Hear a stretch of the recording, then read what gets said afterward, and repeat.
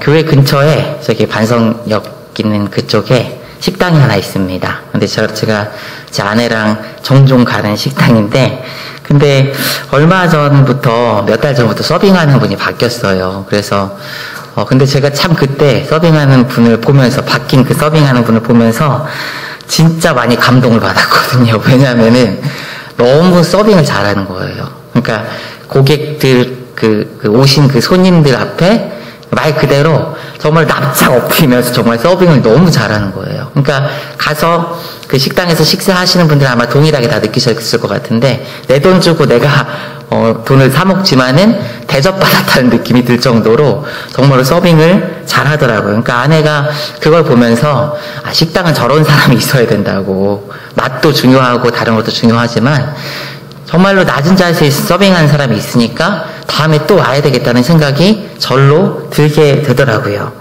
물론 그 사람이 실제로 그런 사람인지는 우리는 모르지요. 그리고 또 그러지 않을 가능성도 충분히 많죠. 그러나 그 상황에서 그 식당 서빙하는 곳에서 자신을 낮추면서 그렇게 손님들 그런 상황들에 맞춰서 그렇게 하는 걸 보니까 사람이 누군가보다 높아지려고 하고, 또 그리고 높은 자세에서 뭔가 하려고 하는 것이 멋져 보일 수는 있을지 모르지만은 그게 목적을 이루거나 어떤 상황들을 선하게 바꾸는 데는 큰 도움이 안 될 수도 있겠다라는 생각이 절로 들었습니다. 낮추는 자세, 그것들의 그런 자세의 사람들을 좋아하고 또 호감을 느끼는 것 같아요. 강한 것보다, 또 그 자세보다 겸손하게 낮추는 사람이 결국 목적을 이루는 것 아닌가라는 생각을 하게 됩니다. 사회생활을 할 때 일부러라도 그렇게 하는 사람이 있어 그것을 우리는 처세술이라고 이야기합니다. 그러나 처세술 말고 그리스도인들은 늘 자신을 낮추는 겸손함을 가져야 되는 줄 믿습니다. 그것이 삶의 자세에서 우러나와야 된다는 거예요.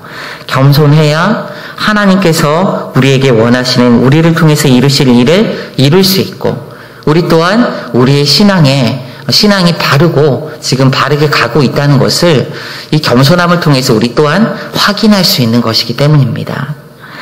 우리는 바울 사도의 에베소 편지에서 몇 주 동안 이 바울의 사명에 대한 이야기를 살펴보고 있습니다.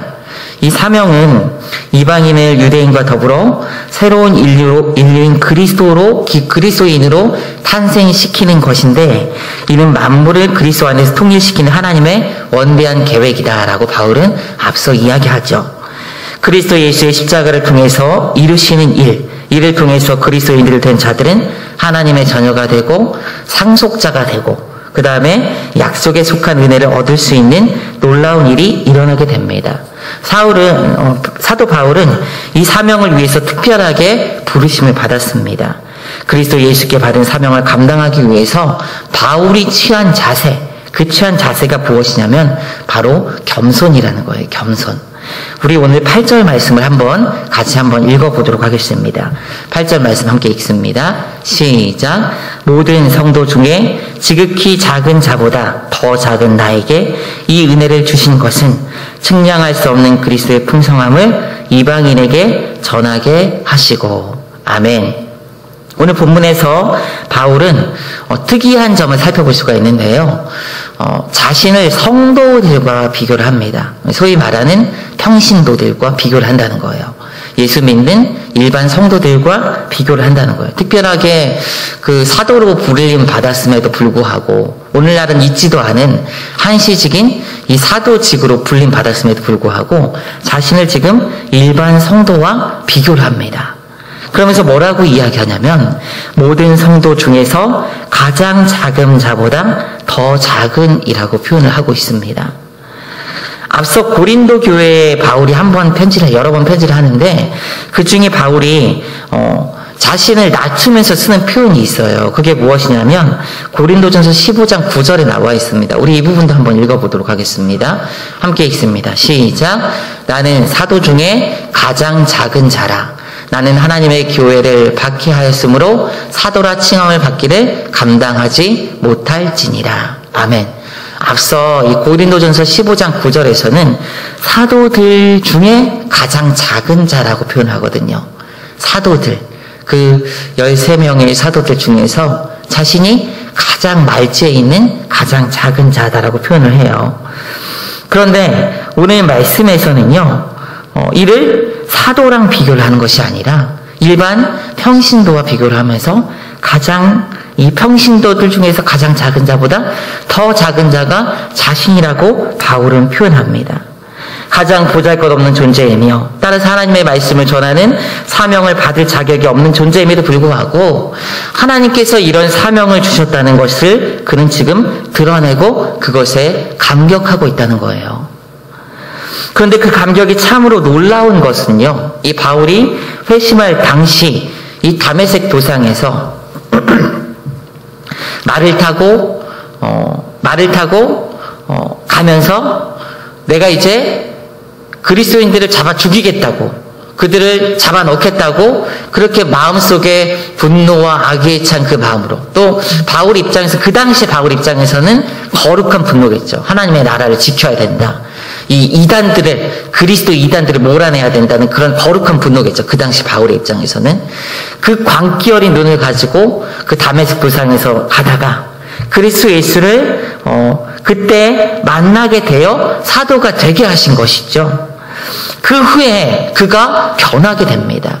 그 악에 차고 광기 어리고 그 안에 10년, 바울 여러분 그 그림이 있어요. 그림을 누가 이렇게 표현해 놓은 그림이 있어요. 근데 거기 보면은요, 매부리코에 눈매가 굉장히 매섭게 이렇게 표현이 되거든요. 그러니까 바울이 이 사람이 겉모습을 보면 뭐 그 사람이 그 다성향을 나타내는 건 아니지만 고집이 있고 그 다음에 좀 이렇게 집요한 것이 있는 어떤 그런 성향들이 그 그림에도 좀 묻어나는 거 아닌가라는 생각이 들어요. 그런 상황에서 그런 일을 하기 위해서 갔던 그 바울을 예수님께서 만나주시면서 바울이 변하게 돼요. 그러면서 그리스도를 이제 박해하는 자에서 그리스도를 전하는 자로 한순간 바뀌게 됩니다. 그래서 이런 고백이 만약에 그때 예수 그리스도를 만나고 나서 몇 년 안에, 한 3, 4년 안에, 5년 안에 그런 고백이 있었다. 이것도 참 대단한 것이죠. 사람이 쉽게 변함에도 불구하고. 그런 고백이 그때쯤에 있었다고 하면은, 바울이 참 많은 은혜를 받았구나라는 생각을 할 거예요.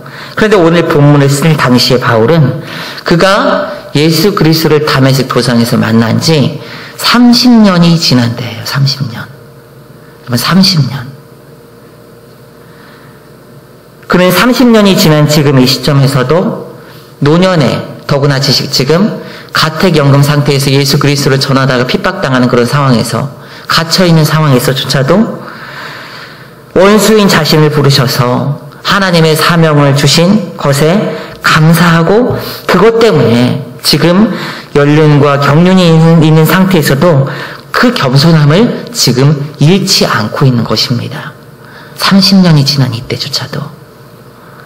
사도 중에 가장 작은 자라는 표현이 이제는 성도 중에 가장 작은 자라는 표현이 되어 있어요. 참된 은혜를 아는 고백이기에 이런 고백이 가능한 것입니다. 그리스도의 죄수로 그에게 사도의 사명을 주신 하나님 앞에서의 그 바울의 그 상태에서는 합당한 고백이었다는 거예요. 그게요. 저는 늘 마음에 드는 말씀이 몇 군데 있는데요. 그 중에 하나가 누가복음에 나와 있는 무익한 종의 비유입니다. 주여, 저는 무익한 종이라 마땅히 해야 하는 일을 한 것뿐입니다. 참 사역하다가 제가 몇 번 잘 얘기는 안 하는데, 구체적인 상황에 대해서 잘 얘기는 안 하지만 어렵고 억울한 때도 많고요. 또 그 다음에 괜히 힘든 때도 참 많아요. 그런데 그런 때마다 때로 불쑥 드는 생각이, 이런 생각이 들어요. 여러분, 그 목사님들 중에서 뭐 다 그런 건 아닐 수도 있겠지만은요, 정말 탁월하신 분들 참 많거든요. 그리고 또 잘 하시면서, 그러니까 사회적으로 나가도 성공하실 만한 분들이 많아요. 근데 그런 분들, 목사님 되신 분들 진짜 많거든요. 여러분들 아시겠지만. 근데 갑자기 그런 생각이 들 때가 있어요. 내가 뭐 때문에 여기 와서 이러고 있나, 이런 생각이 들 때가 있어요. 근데 그때마다 하나님 앞에서 늘 돌이키면서 보는 말씀이 이 부분입니다. 주님, 저는 무익한 종이라 마땅히 해야 할 일을 한 것뿐입니다. 사랑하는 성도 여러분, 우리가 무익한 존재라는 것을 잊지 않기를 원합니다. 죄인인 우리를 예수 그리스도께서 핏값을 주고 하나님의 자녀라는 존귀한 신분으로 세워주시기 전까지 우리가 아무것도 아닌, nothing이에요, nothing. 아무것도 아닌 존재였다는 거예요. 그런데 하나님께서 우리를 부르셔서 하나님의 자녀가 되게 하실 뿐만 아니라 또는 우리에게 하나님의 사명을 같이 감당할 수 있는 믿음의 사명자로 불러주셨다는 사실이 정말 너무나 감사하다는 사실, 그 사실을 여러분 잊지 않는 존재들이 되길 원합니다. 예수 그리스도를 만난 지 30년이 지난 후에도 바울은 그 고백이 점점 깊어져요. 그래서 나중에는 바울이 인생의 거의 끝날 그 시점에서 30년이 지나고 또 이런 시점에서 바울이 자신을 죄인 중에 괴수라고 표현하죠. 사랑하는 여러분, 우리가 주의 사명을 감당하는 데 있어서 또 믿음 생활하는 데 있어서 복음을 전하고 하나님의 믿음의 흔적들을 드러내는 데 있어서 우리는 바울과 같은 겸손함을 잃지 않는 존재들이 되기를 원합니다. 그러나 그 겸손은 그냥 겸손해야 하기에 취하는 자세가 아니에요. 그 겸손의 근원은 나 같은 것을 구원하신 하나님의 은혜에 대한 지금도 살아있는 생생한 증언과 간증할 수 있는 그런 믿음의 생생함에서 오는 줄 믿으시기 바랍니다. 그것을 잃지 않은 존재들이 되어야 합니다. 아까 찬양에도 고백했듯이 벌레만 또 못한 나를 구원하신 하나님의 은혜를 아는 자들이 결국 겸손할 수 있는 거예요. 결국 겸손할 수 있는 거예요. 은혜를 까먹었다고 하지요. 그렇게 까먹으면 대번에 상실하는 것이 여러분 겸손입니다. 주님께서 죄인인 나를 구원하셨다는 그 사실을 잊어버리게 돼요. 입으로는 얘기하지만 그 인격이 잊어버리게 돼요. 그 마음속에 있는 그 마음의 고백이 이를 잊게 되는 것입니다. 겉으로는 사람들에게 겸손하게 보이는 것 말고 실제로 가까운 사람, 자신에게 편한 사람에게 드러내는 그 태도가 달라지게 되죠. 그리고 또 하나님 앞에서 기도하는 모습이나 그 내용들, 그리고 살아가는 삶의 모습이 달라지게 된다는 거예요. 사랑하는 여러분, 하나님이 우리를 구원하신 그 은혜를 잊지 않기를 원합니다. 늘 그 은혜에 감격할 수 있는 여러분과 제가 되기를 주님의 이름으로 축원드립니다. 아들 예수 그리스도를 자격 없는 우리에게 아낌없이 내어주신 그 사랑을 잊지 않기를 원합니다. 용서받을 자격이 없는 우리를 죄에서 자유하게 하시고 구원이라는 값진 선물을 주신 그 은혜를 잊지 않기를 원합니다.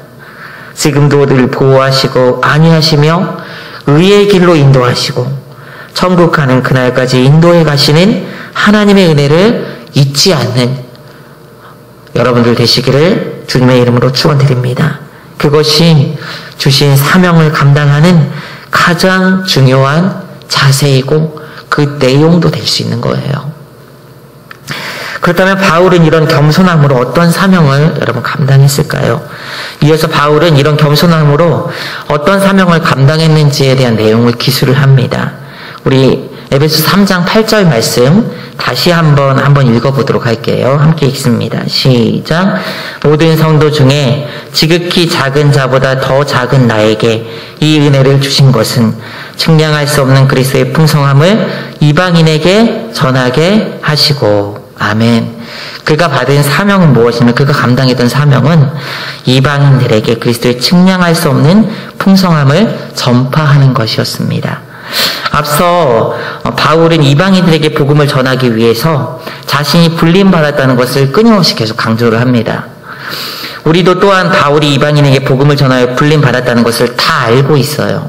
성경 교회를 좀 오래 다니신 분들은 바울은 계속해서 이를 끊임없이 언급을 합니다. 여러 서신서들에서 에베소서에서도 이방인들에게 복음을 전하기 위해서 불림받았습니다. 바울이 그런데 이런 복음을 전하는 것, 이방인들에게 전했던 그 복음의 내용에 대해서 오늘 8절 말씀에 대해서는 언급을 하고 있다는 거예요.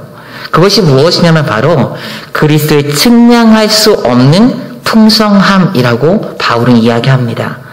여기서 그리스도의 풍성이라는 것은 그리스도께서 가지고 계시고 복음을 믿는 자들에게 주시는 구원의 부요한 것을 의미하는 것입니다. 그렇다면 여러분, 구원의 부요함이 무엇이에요? 그리스도의 풍성함을 의미하는 그리스도의 구원의 부요함. 그것은 크게 두 가지로 나눌 수 있을 것 같아요. 현재적인 것과 미래적인 것. 현재적인 것은 무엇이냐면은 십자가로 죄와 사망에서 해방을 누리는 것입니다. 이제 더 이상 사망의 협박에 두려워할 필요가 없다는 거예요. 그리스도인들은. 죄의 결과인 사망에서 자유롭게 되어서 두려워할 이유가 그리스도인은 없습니다. 영원한 그 나라가 준비되어 있기 때문에 죽음 이후에 미지의 세계에 대한 두려움이 없다는 거예요. 또한 유대인과 이방인들이 연합하여 하나의 새로운 인류가 되어 그리스도인이 되었다는 것이 오늘 우리가 누리고 있는 복입니다. 인종, 부귀, 신분, 지식, 상하 고하를 막론하고 그리스도 안에서 그리스도인으로 새롭게 모두가 창조된 그리스도인이라는 새로운 신분을 얻었다는 것입니다. 그런즉 이제 내가 사는 것이 아니라 내 안에 그리스도께서 사는 것이니 그리스도께서 사시는 새로운 존재가 되었다는 거예요. 예전에 나가 아닌 나와 그리스도가 함께 사는, 아니 그리스도께서 이 안에 사시는 그런 존재가 되었다는 거예요. 예수 믿기 전과 예수 믿기 후의 그 신분과 그 모습이 전혀 달라진 존재가 되었다는 것을 우리는 알아야 합니다. 그렇게 그런 영적인 프라이드를 여러분 가지고 있어야 돼요. 영적인 프라이드를. 그런 자존감으로 죄를 멀리하고 순결한 거룩한 백성의 의식을 가지고 있어야 됩니다. 그래서 여러분 우리 스스로 만약에 죄에 대한 어떤 삶을 보고 내가 그 삶을 가지고 있다면은 그 프라이드를 가지고 그것을 끊을 수 있어야 돼요. 내가 어떤 존재인데, 내가 하나님의 존귀한 존재인데, 하나님의 존귀한 자녀인데, 거룩한 백성인데, 저렇게 더럽고 추한 죄에 빠져있는 나의 모습을 보면서 그것을 끊을 수 있는 영적인 프라이드가 있어야 된다는 거예요. 또한 그리스도의 평화를 누리는 것이 우리가 현재적으로 누리는 것입니다. 세상이 아무리 요동하고 우리의 삶이 힘들고 어렵다 할지라도 그리스도의 평화를 누릴 수가 있습니다. 코로나가 창궐하고 세상에 재앙이 닥치더라도, 어려움과 힘든 일이 닥치더라도 그리스도께 주시는 평안이 우리에게 있어요. 에이레네라는 그 평안. 하나님께서 우리에게 주시는 흔들리지 않고 요동하지 않고 잔잔한 그 상태의 그 평온함이 우리 가운데 하나님께서 주신 복이에요. 근데 그것을 누리지 못한 경우가 우리는 많죠. 그것을 누리기 위해서는 그리스도를 바라봐야 돼요. 늘 그리스도를 바라봐야 돼요. 베드로가 풍랑 가운데 요동할 때 그리스도를 바라볼 때는 그 요동 가운데 걸어갈 수 있었어요. 그러나 풍랑을 바라볼 때, 파도가 치는 것을 바라볼 때 그는 바다에 빠져갔습니다. 에이레는 다른 게 아니에요. 그리스도를 바라볼 때 그 평안함이 우리 가운데 있게 되는 줄 믿으시기 바랍니다. 그것이 하나님께서 우리에게 주시는 평화예요. 더 놀라운 사실 하나 더 있습니다. 하나님의 영적인 성전이 되는 것입니다. 지금 우리 안에 거하신 하나님의 임재를 이전에는 어떤 특정한 곳에 가서 누렸지만은, 가서 얻을 수 있겠지만은, 지금은 우리가 있는 그 곳 자체가 우리 안에 있는 성령께서 함께 하시기 때문에 그곳이 예배하는 곳이고, 그곳이 하나님을 바라보는 곳이고, 하나님이 거주하는 곳이고, 하나님이 임재하는 곳이 된다는 거예요. 우리의 삶 자체가 하나님을 예배하는 삶이 된다는 것입니다. 이것이 우리가 현재 누리고 있는 복이에요. 미래적인 거는 여러분 그럼 무엇일까요? 하늘에서 그리스도와 함께 영광을 누리게 되는 것. 종말론적인 구원의 완성이 바로 미래적인 것입니다. 예수 믿어 천국 가게 된다는 것이죠. 우리가 예수를 믿으면서 천국이 임하게 되어 지금 현재적인 삶에서 하나님의 통치를 받고 있습니다. 그러나 이것은 지금 완벽한 완성된 상태가 아니라 지금도 풍성하지만은 우리가 가게 될 그 천국, 이 땅에서 수고로운 삶을 모두 마치고 가게 될 그 다음 세상에서 가게 될 그 천국은 하나님께서 우리에게 약속해 주신 미래적인 하나님의 그리스도의 풍성함이라는 것입니다. 그런데 사실 아무리 이렇게 좋은 것들이 있다고 설명을 한다고 해도요, 정확하게 설명하기 어려운 것이 사실입니다. 미래적인 것이나 현재적인 것이나. 바울도 이렇게 표현합니다. 측량할 수 없는 이라고 표현해요. 오늘 말씀에서 보면 측량할 수 없는. 이 구절은 이 헬라어로 보면 아넥시크니아스토스라는 말이 사용돼요. 측량할 수 없는 이라는 이 구절이, 이 부분이 아넥시크니아스토스라는 이 단어가 사용이 되는데, 이 헬라어는 어떤 의미를 가지고 있냐면요, 바닥이 닿을 수 없을 만큼 힘이 깊어서 도무지 깊이를 잴 수 없는 호수나 바다를 연상시킨 단어예요. 그 깊이를 측량할 수 없는, 그 깊이를 가늠할 수조차도 없는 그 심연의 호수를 얘기하는 것입니다. 70인역에서는 이 단어가 욥기를 번역하는 데 쓰이는데, 욥기 5장 9절에서 보게 되면 하나님은 헤아릴 수 없는 큰 일을 행하시며 기이한 일을 셀 수 없이 행하시나 라고 되어 있습니다. 그리고 또 욥기 9장 10절에서도 보게 되면은 측량할 수 없는 큰 일을, 셀 수 없는 기이한 일을 행하시느니라 라고 되어 있어요. 여기도 보면은 다 하나님께 사용이 돼요. 하나님을 가늠할 수 없는, 우리가 짐작할 수 없고 제대로 정확히 알 수 없는, 하나님께서 말씀해 주시고 알려주지 않으면 알 수 없는 그 하나님에 대해서 측량할 수 없다는 이 표현을 사용한다는 거예요. 시크니아스토스라는 이 단어. 하나님의 일, 우리가 가늠하지 못하는 하나님의 일을 표현할 때 쓰이는 단어가 이 단어입니다. 한 번은 저희 둘째 아들이 몇 달 전에요, 자고 있는데, 자려고 누워있는데 갑자기 방에서 저랑 따로 자니까 제 자고 있는 데로 갑자기 오는 거예요. 그러더니 와가지고 저한테 그러는 거예요. 유년부에서 들었는지 유치부에서 들었는지, 하루는 와가지고 자기 전에 하늘나라 가는 것에 대해서 한번 생각을 해본 것 같아요. 그러더니 저한테 와가지고 그러는 거예요. 아빠, 나 천국 가기 싫어. 그런 거예요. 아빠, 나 천국 가기 싫어. 그러는 거예요. 아빠, 나 천국 가기 싫어. 제가 물어봤어요. 왜 천국 가기 싫어? 천국 좋은 곳인데? 제가 그랬거든요. 좋고 아름답고 멋지고 우리가 가야 되는 곳인데 왜 가기 싫어? 물어봤어요. 그랬더니 그러는 거예요. 천국 가면은, 아빠, 천국 가면 너무 재미없을 것 같아. 왜냐면 우리 아들이 생각하기에 천국은 하늘이라고 생각한 것 같아요. 하늘에 보면은 구름밖에 없잖아. 근데 거기 가면 친구들도 없고 아무것도 없는데 어떡해? 나 가기 싫어. 그러면서 엉엉 우는 거예요. 엉엉 우는 거예요. 가기 싫어. 진심으로. 엉엉 우는 거예요. 제가 그걸 보면서 아들한테, 야, 천국이 그게 아니야. 저 하늘 저기가 아니라 하나님께서 계시고 모든 것이 다 좋고 부유하고 아픈 것도 없고 너무 좋은 곳이 천국이야. 근데 한참을 울더라고요. 제가 막 계속 얘기를 해줬어요. 천국이 이런 것이고 이런 것이고 성경에 있는 걸로 이런. 그리고 아이들한테 보통 표현하는 황금성이다. 막 그러면서 황금으로 막 얘기를 해줬어요. 진짜 재미없는 건 아니지. 그러면서 가서 그리고 자더라고요. 우리 아들이 생겨. 근데 제가 아들한테 막 이렇게 설명을 하고 있는데요. 한참을 설명했음에도 불구하고 만족스럽지가 않아요. 제가요. 아들한테. 왜냐하면 저도 표현을 하지만은 저도 천국에 가본 게 아니잖아요, 여러분. 성경에 있는 사도들이 봤던 천국, 사도들이 이야기하는 천국을 알고 있는 것이지 내가 경험한 게 아니잖아요, 여러분. 우리가 성경에서 하나님을 알고 성경에서 무언가 하나님에 대해서 이야기를 해주고 말씀해주고 하고 있는 걸 우리는 배웠으면 안다고 보통 생각을 해요. 근데 여러분도 신앙생활 오래 해보신 분들도 있겠지만은 배워서 안다고 하는 게 아니에요. 이거는요. 하나님을 경험을 해야 되는 거예요. 그래야 알 수 있는 거예요. 제대로. 그래서 막 설명을 해도 만족스럽지 못하고, 내가 참 성경도 모르고 하나님 잘 모르는구나라는 생각을 그때 다시 한번 해보게 되더라고요.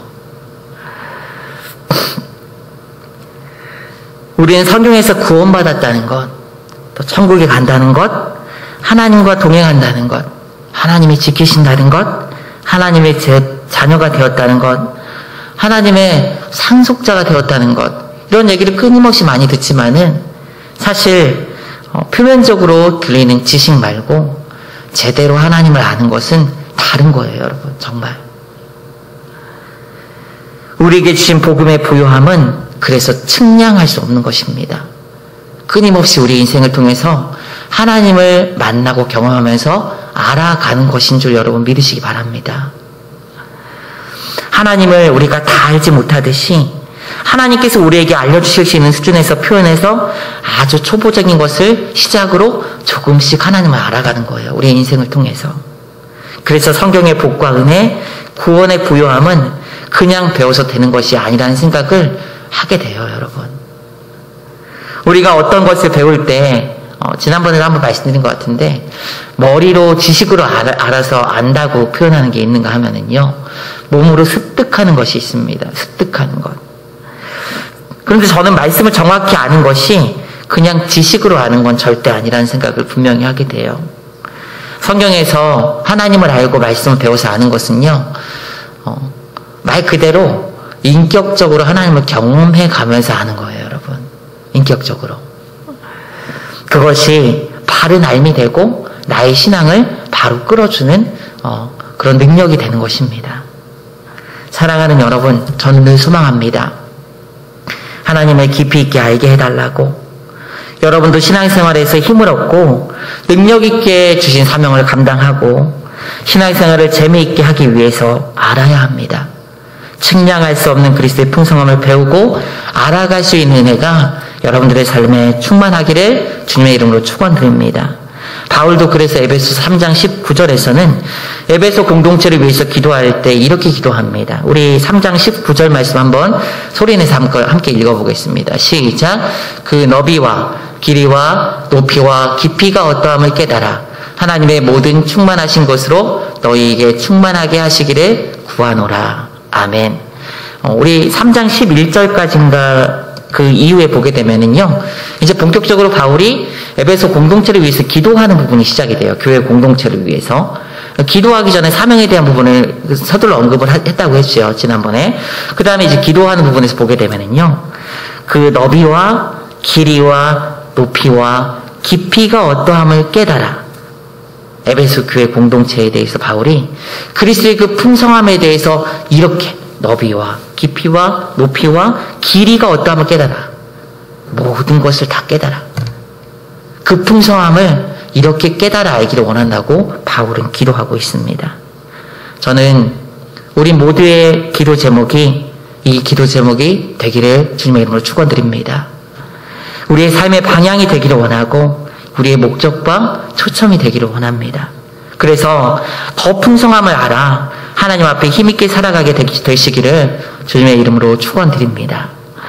이렇게 바울이 먼저 그리스도인들이 이방인들에게 복음을 전하는 사명을 받았어요. 이 그리스도의 풍성함을 전하는 사명을. 그러나 그 사역의 범위는 여기에 한정되지 않습니다. 오늘 9절 말씀 한번 읽어보도록 하겠습니다. 에베소 3장 9절입니다. 함께 읽습니다. 시작. 영원부터 만물을 창조하신 하나님 속에 감추어졌던 비밀의 경륜이 어떠한 것을 드러내게 하려 하심이라. 아멘. 그가 받은 두 번째 사명은 무엇이냐면요, 그리스도의 풍성함을 누리게 하기 위해서 그에게 주어진 사명, 그것은 하나님의 비밀의 경륜이 무엇인지 모든 사람에게 밝히는 거예요. 모든 사람. 이방인에게만, 이 에베소서를 접하는 이방인에게만 밝히는 것이 아니라 모든 사람에게 이것을 밝히 전하는 것입니다. 밝히는 거예요.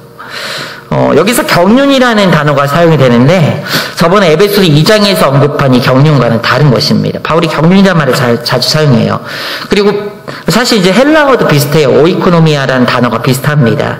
근데 문맥으로 보게 되면은 앞서 3장 2절에서는 바울의 사명 자체를 오이코노미아, 그 경륜이라는 표현을 쓰거든요.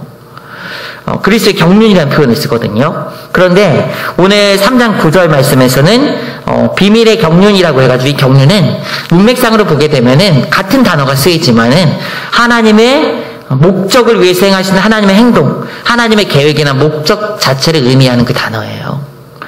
하나님이 영원부터 감추었던 비밀, 그 구원의 계획을 하나님께서 위에서 어떻게 사도들에게 알려주셨는지, 그리고 어떻게 그것을 행하시는지, 이루셨는지, 그리고 그 하나님의 계획이 이방인들에게 어떻게 이루어지게 하시는지를 밝히는 것이 사도 바울의 사명이라는 거예요. 그런데 이를 표현할 때 모든 사람에게 했어요. 모든 사람에게. 모든 사람에게 하나님의 비밀을 밝혀주는 것, 알려주는 것, 전하는 것, 이것이 바울의 사명이었어요. 이 두 번째 사명. 앞서는 이방인들에게, 두 번째는 모든 사람에게. 근데 목사님 왜 모든 사람에게라는 말은 있지도 않은데 왜 자꾸 모든 사람이라고 하는지 궁금해하실 분이 있을 것 같아요. 근데 9절 말씀 여러분이 가진 성경을 보게 되면은요, 여기 가로하고요, 1가로 이렇게 돼 있어요. 1가로. 여러분 잘 보이시나요? 1하고 가로가 돼 있어요. 앞에 보면 난회주예요. 난회주 읽어보면 이렇게 되어 있습니다. 어떤 사본에 9절 처음에 모든 사람에게가 있음이라고 되어 있어요. 여러분도 그렇게 되어 있죠? 예? 실제로 성경을 번역한 사본들 중에는요, 이 성경은 오래될수록 그 사본들 중에서 제가 말씀드리지만 성경 원본은 지금 없어요. 원본은. 사본만 지금 있는 거예요. 3본. 근데 그 사본들 중에서 성경의 내용의 정확성을 위해서 정경론을 보게 되면은요, 성경 내용의 정확성을 위해서 고려하는 것이 있는데 그게 뭐냐면요, 얼마나 오래됐는가를 고려를 합니다. 얼마나 오래됐는가.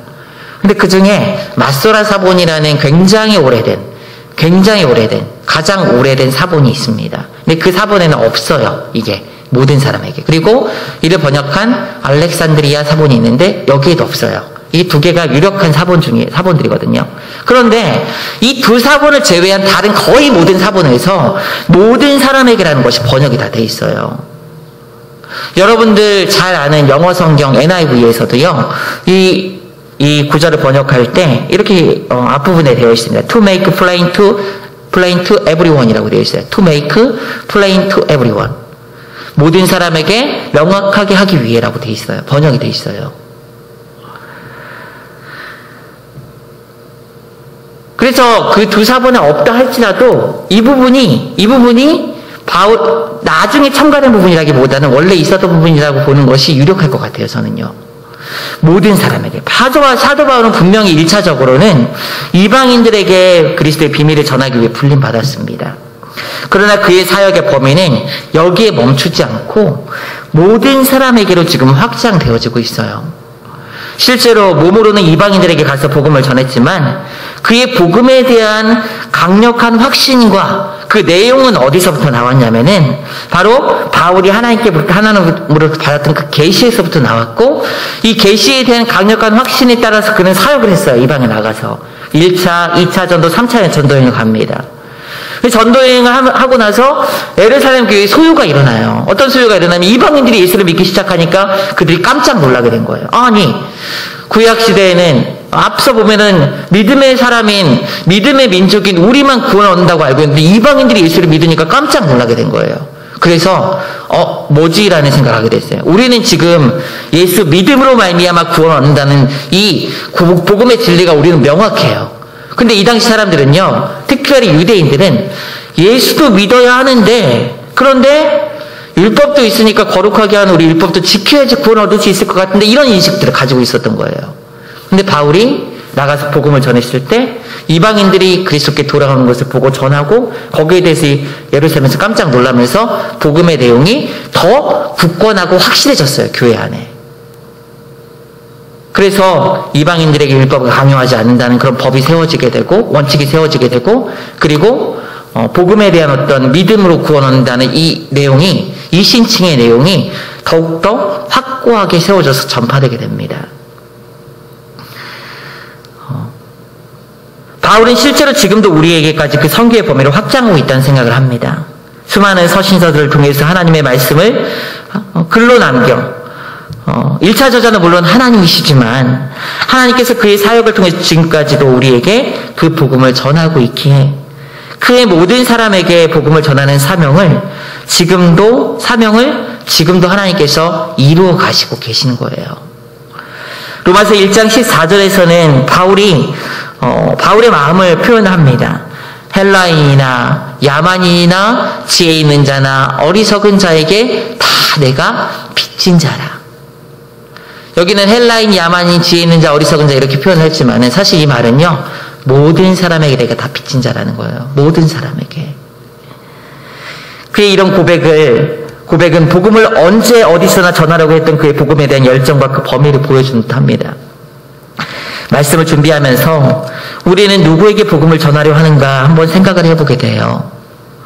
그리스도의 비밀, 하나님의 깊은 은혜의 비밀을 알았고 그렇게 알게 된 복음으로 모든 사람에게 복음을 확장시켜서 전하려고 하였고 지금도 그 일이 이루어지고 있는 이 바울의 삶을 보게 됩니다.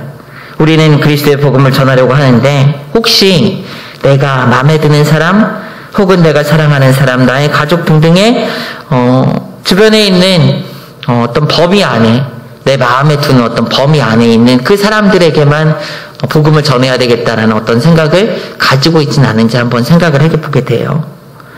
물론 그것도 중요하고 먼저 해야 하는 일입니다. 그러나 복음의 비밀을 알고 오늘 본문의 표현대로 측량할 수 없는 그리스도의 풍성함을 알게 된다면 우리는 복음을 때문에 얻든지 못 얻든지 이 사람이 돈이 있든 없든 많이 배웠든 보이지 않았던 할아버지든 아이든 전해야 되는 것이 우리의 바른 신앙의 모습이라는 것입니다. 사실 이 말씀을 전하는 저조차도 많이 반성을 하게 돼요. 내가 복음을 얼마나 전하고 있고 또 어떻게 전하는지, 사랑하는 우리 가족 중에서조차도 우리 교회 안 다니는 지체들이 있어요. 근데 그렇게 담대하게 내가 끊임없이 그런 열정을 가지고 전하고 있는지 한번 생각을 해보게 됩니다. 그렇기 때문에 말씀을 전하는 저조차도 부끄러워요. 그러나 결심합니다.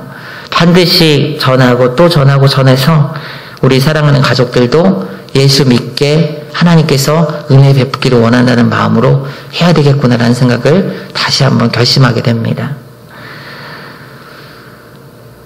바울과 같이 복음의 비밀을 알아서 먼저는 가족들에게 그리고 우리 주변의 이웃들과 우리가 알지 못하는 지체들에게 그리스도의 풍성함을 전할 수 있는 여러분과 저의 삶이 되기를 주님의 이름으로 축원드립니다.